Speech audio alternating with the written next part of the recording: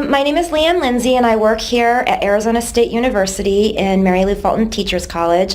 And my job is to infuse technology throughout the teacher preparation curriculum to help ensure that our teacher candidates are prepared to meet the needs of 21st century classrooms and schools.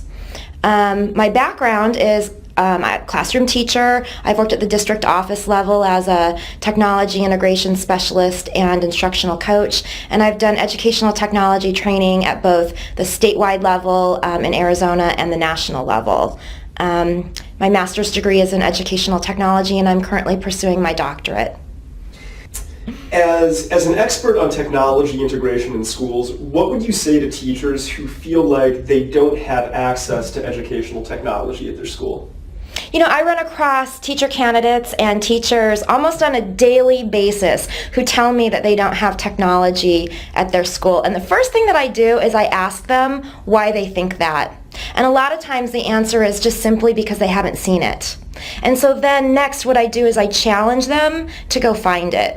Because most schools and districts, not all, most schools and districts do have technology.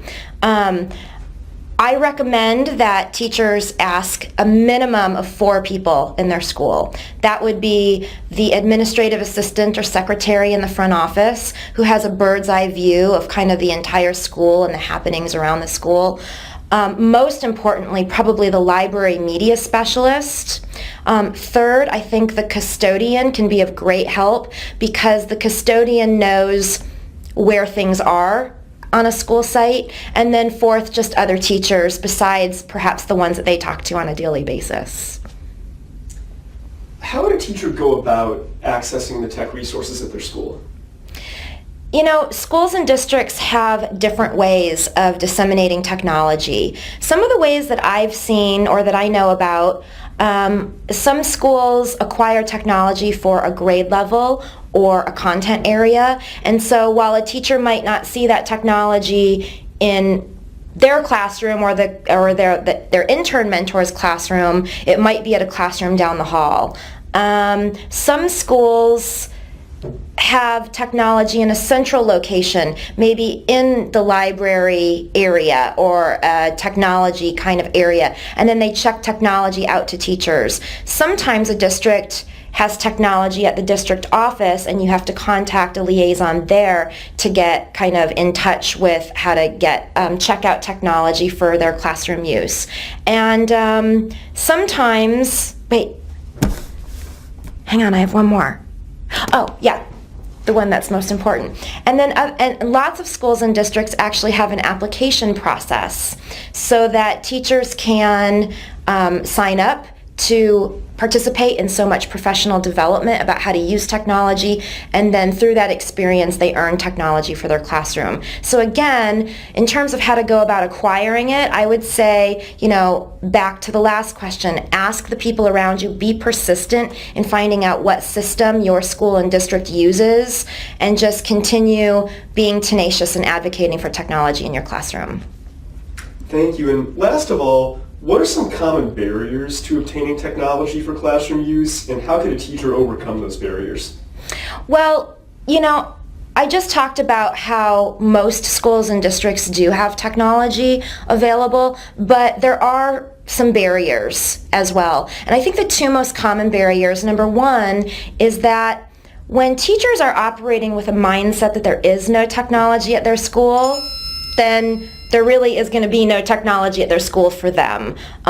They have to open their eyes and look for the technology and look for the opportunities to acquire technology. When teachers aren't using technology at the school, then the administrators really hesitate to continue to acquire more technology. So it kind of becomes a vicious cycle. The teacher doesn't use it and it's not acquired, and then there's nothing then more for the teachers to use, and it keeps operating like that. Secondarily, I think that a barrier is policy. I've talked to so many teachers recently who've told me, you know, I really wish that our school had a bring your own device or bring your own technology policy. But at my school, it's required that students power down their devices when they come to school.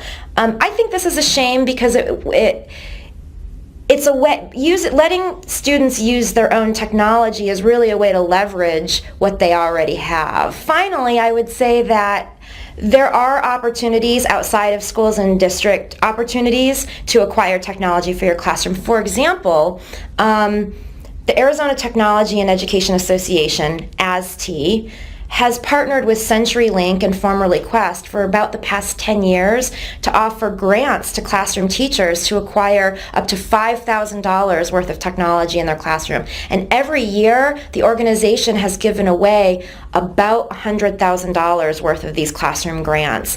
So my final recommendation would be just to continue to advocate for technology at your school. You know, you can do this by joining your technology committee at the school or district level. Maybe join organizations with other folks out there who are interested in the value of bringing technology into the classroom. Continue to be persistent about pursuing opportunities both at the school level and the district level, as well as outside organizations like I just talked about, and continue to be a leader. Thank you very much for your time. Thank you.